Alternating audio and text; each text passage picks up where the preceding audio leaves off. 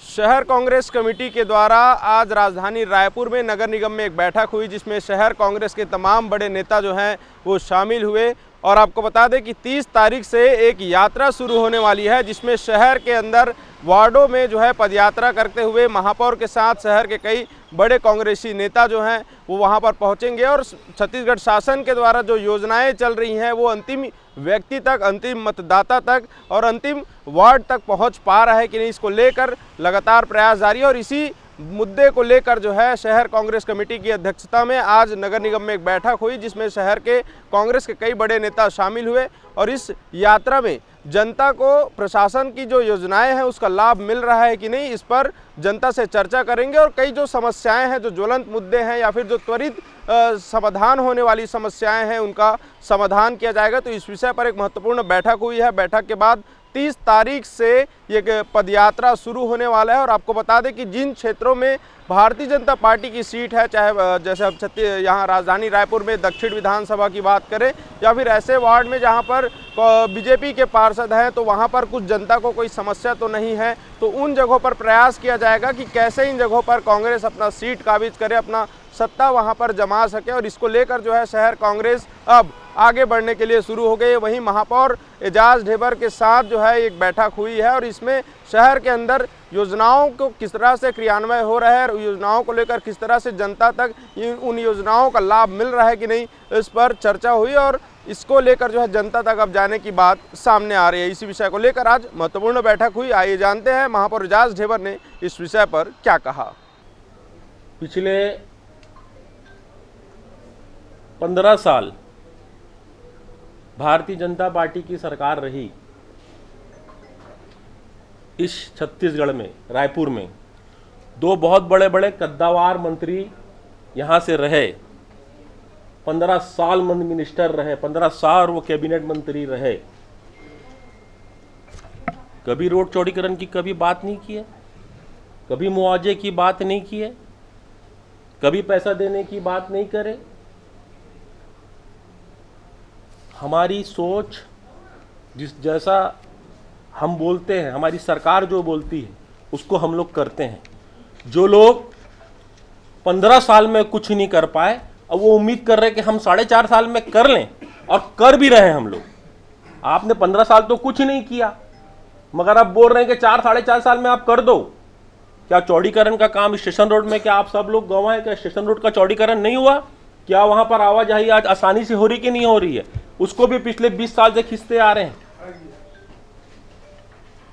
मगर आज वो चौड़ीकरण हुआ कि नहीं हुआ? रही फूल चौक की चौड़ीकरण की बात, तो वो भी चौड़ीकरण हो रहा है। 10 करोड़ रुपए सरकार ने दिया। हमारी नीयत एकदम साफ है, हम लोगों से वहां बात कर रहे हैं, वहां से लोगों से हमने चर्चा चालू कर दी है। अब चुनाव आ गया है, चुनाव का समय आ गया है, पब्लिक में कुछ ना तो कुछ बताना पड़ेगा, तो बैठ के धरने में बैठ गए, वहां पर चक्का जाम कर रहे हैं। कह रहा हूं उनकी राजनीति से मुझे कोई मतलब नहीं है, मगर हम इतना बताना चाहते हैं कि हमारी नीति एकदम स्पष्ट है। हम लोग जनता के बीच में, जनता के साथ में जाके जो काम होगा वो हम काम को करेंगे। एक हमारा चौड़ीकरण सक्सेसफुल हो चुका है, दूसरे चौड़ीकरण के लिए हम, प्रमोद भैया, हमारे पूरे MIC मेंबर लगातार वहाँ की पब्लिक से, जो फूल चौक से लेकर जो वहाँ तक के जितना एरिया है, वहाँ के लोगों से हम लोग लगातार हम चर्चा कर रहे हैं। 10 करोड़ रुपए आदरणीय मुख्यमंत्री जी ने दे चुका है। अब मुख्यमंत्री जी ने यह भी कहा है कि अगर पैसा वहां पर 20 करोड़ रुपए लगे, 30 करोड़ रुपए लगे, 40 करोड़ रुपए लगे, जो पैसा लगेगा वो सरकार देगी, मगर उसका चौड़ीकरण कराना है। हर चौड़ीकरण के पहले सब सर्वे किया जाता है। हर चौड़ीकरण के लिए पहले वहां पर हर चीज को, वहां पर घरों को पूरा वो देखा जाता है कि सर्वे में किसका नाम है, किसका नहीं। वो सब सर्वे हमारा चालू है। मुझे लगता है कि आने वाले 1-2 महीने के अंदर वो उसका काम पूरा हो जाएगा, मुआवजे की राशि निर्धारित हो जाएगी, और उसके बाद वहां का भी चौड़ीकरण हम करके दिखा देंगे। जो चौड़ीकरण पहले हमने एक कर चुका है, ये दूसरा चौड़ीकरण। तो ये भारतीय जनता पार्टी की आदत है कि जब चुनाव आता है, चुनाव के जब 3-4 महीने बचते हैं, तो इस तरीके का आरोप और प्रत्यारोप का जो उनका काम है वो इस तरीके की पॉलिसी करते हैं। अभी उनके पास एक और पॉलिसी रहेगी कि वो भाई को भाई से लड़ाना, सांप्रदायिकता माहौल खराब करना। ये हमारा जो छत्तीसगढ़ है, हमारा जो रायपुर शहर है, वो शांति का टापू है। सभी जाति धर्म सभी वर्ग के लोग मिलजुल के इस शहर में रहते हैं, मगर उनको ये पसंद नहीं है अमन रहे, चैन रहे।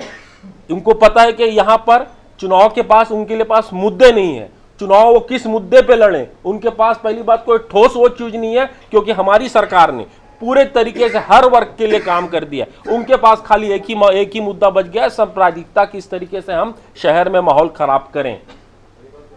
मगर हमारी शहर की जनता, हमारे यहाँ के लोग सभी इस तरीके से वाकिफ हैं, उनकी सब चालाकी को सब समझते हैं।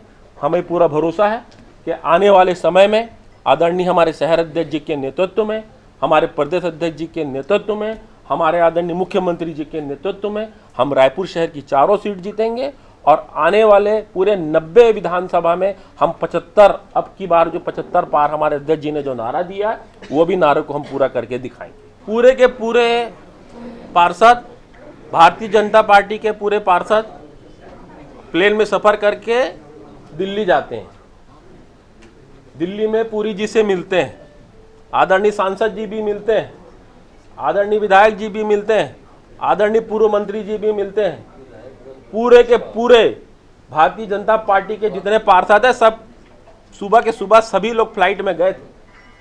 पूरा भ्रष्टाचार का उन्होंने आरोप लगाया था। वो लोग ये भी कहे थे कि पूरा भ्रष्टाचार का, इसमें दूध का दूध और पानी का पानी होगा। क्या हुआ भैया? क्यों टीम आई भी, जांच भी करी? क्यों आपने अगर हमने कोई गलत काम किया, केंद्र के पैसे का दुरुपयोग किया है, तो दे फिर हमें बताएं कि भाई हमने आपका ये पैसा, आपने भ्रष्टाचार किया, आपने इसमें गलत, आपने पैसे का दुरुपयोग किया, बताएं वो चीज को।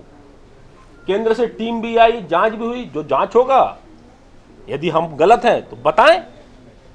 हमने तो जांच नहीं बुलाई थी, यहीं से तो गए थे सब लोग प्लेन से, 35-35, 40-40 लोग गए थे फ्लाइट से।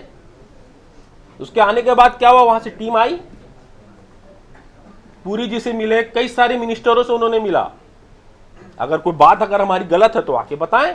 अगर हमने भ्रष्टाचार, देखिए मैंने एक बात को साफ एक बात बोलूं, ये पूरी ना झूठ बोलो पार्टी है, झूठ बोलो।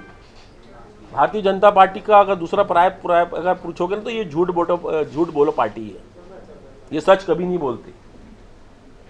अगर हमने भ्रष्टाचार किया है तो आके बताए भैया। 1300 करोड़ रुपया सबसे इजी काम है आज की डेट में, किसी को भी आरोप लगा देना। अगर मैंने 1300 करोड़ का अगर कहीं कुछ गड़बड़ हुआ तो सिद्ध करें, बताएं, सिर्फ बोलने से नहीं होता। योजनाओं को आम लोगों तक पहुंचाने के लिए इसके अलावा अन्य विभाग हैं, चाहे वो श्रम विभाग की बात करें, विभिन्न विभागों की बात करें, टाउन एंड कंट्री प्लानिंग की बात करें, नियमितीकरण जैसे बड़े कानून के तहत जिसमें लाखों लोगों को फ़ायदा हुआ, इन सबको आम जनता तक पहुंचाने के लिए जिला कांग्रेस कमेटी और माननीय महापौर जी के नेतृत्व में, हम सब वरिष्ठ नेताओं के मार्गदर्शन में डोर टू डोर जो भूपेश बघेल जी की योजनाएं और जो नगर निगम के द्वारा इन 4.5 वर्षों में किए गए विकास कार्य हैं, उनको लेकर के हम जनता के बीच में जाएंगे। और जो त्वरित निदान के लायक जो कार्यक्रम होंगे, उसका भी निदान माननीय महापौर जी के माध्यम से, हम सभी लोगों के माध्यम से छोटे मोटे कार्य को वहीं स्पॉट में पूर्ण किए जाने के लिए भी हम उन जगहों पर जाएंगे। ये चारों विधानसभा में होना है, लेकिन इसकी शुरुआत दक्षिण विधानसभा में, जिस प्रकार से आदरणीय गिरीश दुबे जी ने बताया, शहर में आत्मानंद स्कूल से लेकर के बहुत महत्वपूर्ण ऐसे काम हैं जिसके बारे में, बाकी कार्यों के बारे में माननीय महापौर जी और जिला कांग्रेस कमेटी के अध्यक्ष महोदय ने बताया है। तो इन्हीं सब बातों को लेकर के हम आम लोगों के बीच में जाएंगे, उनकी चीज़ों को, उनकी बातों को हम सुनेंगे भी। त्वरित निदान के लायक जो चीज़ें होंगी उनका स्पॉट में निदान भी होगा। इस बात को तो मैंने शुरू स्वीकार किया है कि शहर में बहुत सारे विकास के काम चल रहे हैं। आप ही ने कहा कि अंडरग्राउंड केबलिंग का काम हो नहीं रहा है, आप ही ने कहा कि 24/7 का काम हो नहीं रहा है, पैसा आके पड़ा है।